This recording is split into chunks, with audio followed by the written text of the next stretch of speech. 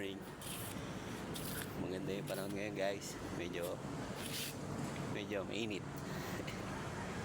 Same kahapon, mainit. Ayan. Ayan. Views.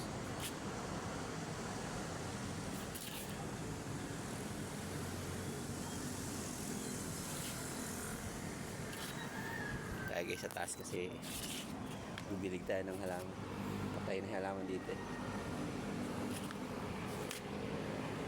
Hindi na dililigan kasi minsan walang tubig dito guys. Taas. May mga kawayan guys. Malang isa niya pag sa bundok ka guys. Marami din sa bundok niya. At tinirang ko yan. Kawayan.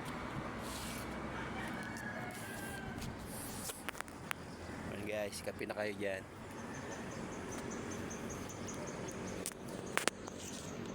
Kawayan. Didiligan ko yung kawayan na yun.